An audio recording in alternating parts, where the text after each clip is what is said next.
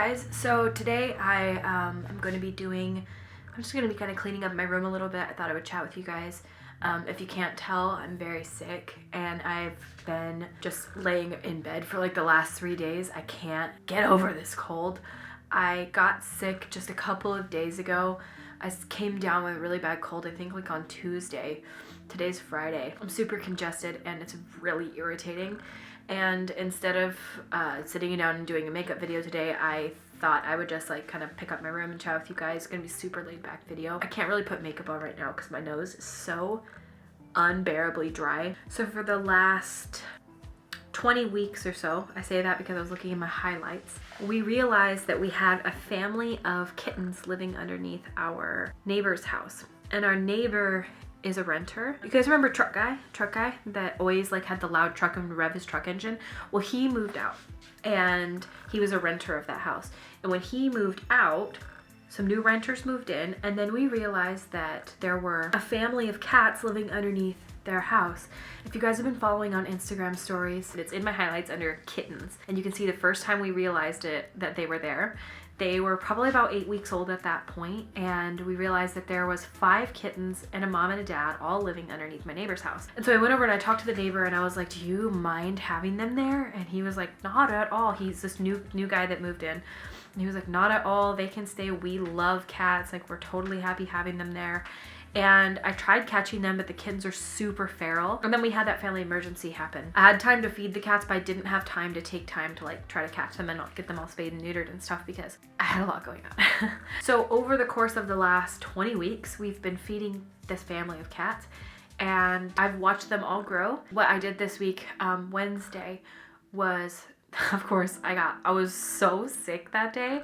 Oh my god, this sickness, I don't ever get sick, so this has like knocked me down. We went and took all the kittens in and the mom and the dad. There's only 4 kittens now. I realized when I was going through my highlights, there used to be 5 kittens and now there's only 4, so I assume one of them might have passed away. I'm really sad about that, but we took 3 kittens, mom and dad in. There's 1 kitten we could not catch. I've got this all saved into my highlights on Instagram so you guys can watch like us trying to catch the cats, taking them to the vet and then bringing them home and releasing them. But we've got dad, mom, and 3 out of the 4 babies spayed and neutered. One of the babies is still out there intact. We'll try to catch him, but we tried for almost 2 hours to try to catch that baby and it's too smart. It's too smart. It's not gonna do it. Other than the mom, they were all boys, and that's so awesome because boys are much easier surgery to do than girls. They're so much easier because it's just like a little snip and then pop them out. But girls, it's a whole, abdominal surgery and have to go through the abdominal cavity and things like that. They're already back released outside. A lot of people have been asking me, in case you've been following the story, are you gonna get the kittens homes and stuff like that? And the thing is that they are not friendly. The kittens aren't. Mom and dad are so friendly, but they basically live at our house anyway. Like the mom sleeps in the heated cat house that we have outside. We also have like a cat tower outside and stuff, and they all sit on that and hang out on it all day. So it's basically like they're our cats, and they live underneath the neighbor's house. There's like these holes under the neighbor's house and they go in there. They're really safe outside. It's a very quiet street that we live on. They're just too feral. You can barely get within reach of them without them like scratching at you and hissing. And I just think that they would live a really stressed life indoors. Outside, they're like lounging and having the time of their lives, and we feed them obviously twice a day. Plus, the local rescues that we have here recommended it. After seeing them, they were like, yeah, no, I would just do like a TNR, trap, neuter, release, because they're just not friendly. Mom and dad, however, could be homed, but again, we kind of love them. It's really hard. I don't want to get rid of them. They're the nicest cats in the world. They live basically on our porch outside anyway. We have heated cat houses out there for them and they utilize them, and they also they like all snuggle with their babies underneath the neighbor's house, which is nice and warm underneath there. So they're like so well taken care of and fat. We feed them a lot. So the mom is down in the basement recovering still, and she's fine. I could put her outside, but because she's a spay, I really want to keep an eye on her incision and make sure it's not getting infected or inflamed or anything like that. This whole area over here is actually stuff I need to try and want to try. This is like new PR makeup and things that I haven't tried yet. Like a ton of eyeshadow palettes in here, blushes. This is all loose eyeshadows and glitters and stuff. Brow products, highlighters. I've got a ton of different stuff over here. So I want to try all of this, and that makes it difficult when I'm one person. I would highly suggest y'all go over to my Instagram stories anyway to follow along because some shit went down this week. Yeah, literally. We bought a new Roomba and we were so excited. We came home, we did a little trial run of it. It did a great job picking things up. So we bought the Roomba on Tuesday. We scheduled it to run the next morning at 7 a.m. We were outside catching cats to take them to the vet. We were gone out of the house until about 10 a.m. Apparently, one of our cats accidentally missed the cat box and pooped on the floor.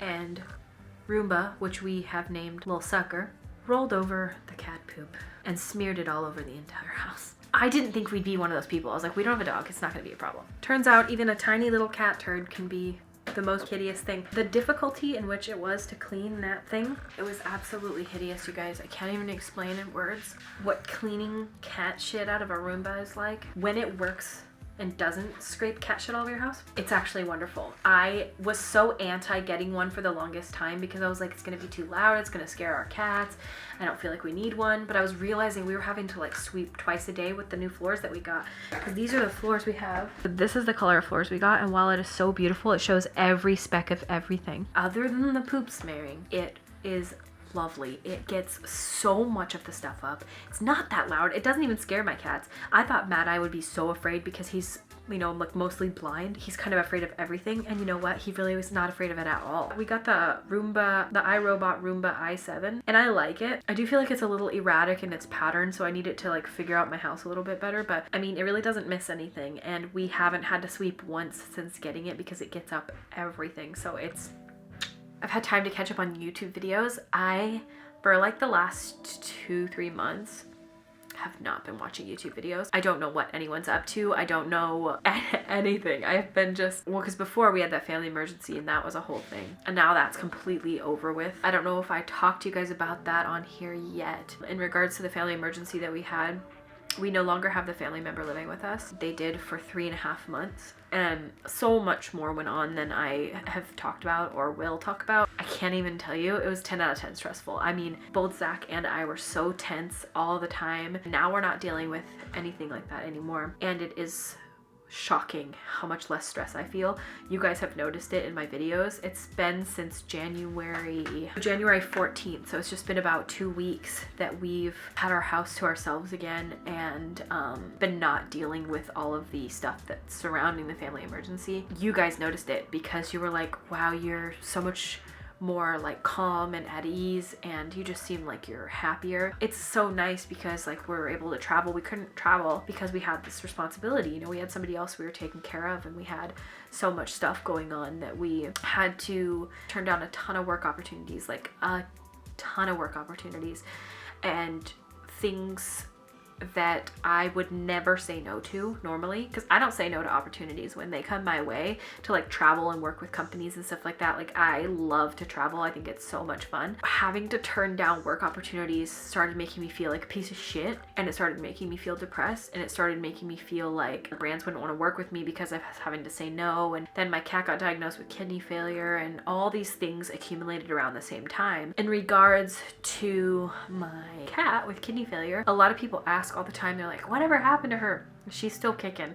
She is doing great. I thought she was gonna die right after she was diagnosed. So when she was first diagnosed, they said like she's in advanced stage kidney failure. Her numbers were really, really, really bad. And I was like, not my girl. We started feeding her a kidney diet, which she doesn't eat anymore. Now she eats only Fancy Feast and baby food.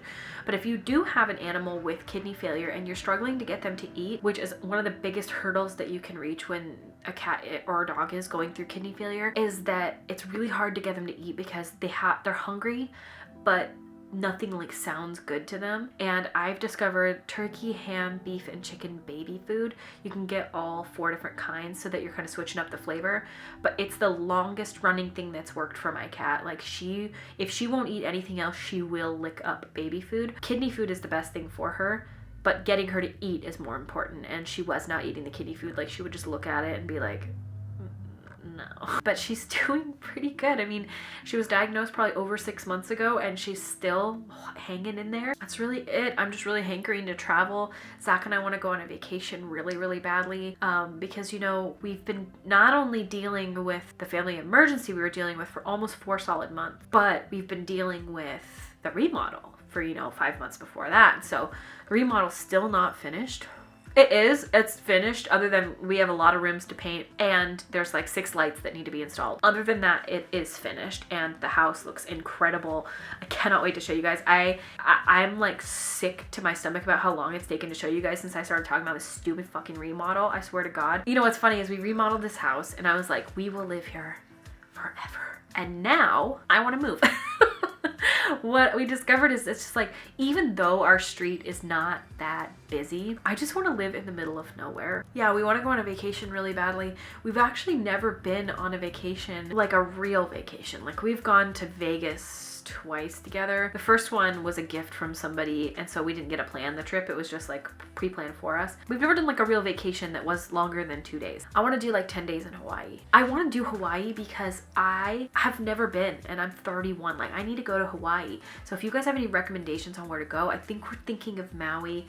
I found some amazing Airbnbs and things like that that I want to try. I want to go multiple times. So I want to like try all the different islands and stuff like that. Not this year, obviously. My sister takes such good care of my animals when we leave. She comes over 3 times a day and feeds and waters and takes care of everyone and feeds the neighbor cats. It's now so nice that when we leave, I feel completely comfortable with her taking care of our babies. Anyway, I feel like I'm just rambling on and on and on. I feel that way because I am. I'm sorry that you guys didn't get a makeup video today. I really wanted to make it a point to stick with my planner and like do a lot of videos that I had in mind, but I also didn't plan on getting sick. I think that's kind of it for this video. I thank you guys so much for watching. I really, really appreciate you guys. It's been a great month. I'm so glad to be back in the swing of YouTube. I can't even tell you. I was really disappointed to miss Wednesday's video, but then again, I can't plan to get sick. I didn't know I was going to, so I'm really making it a point to not miss videos now. I'm reinvigorated with YouTube now that my life is completely normal again, and now that the remodel is pretty much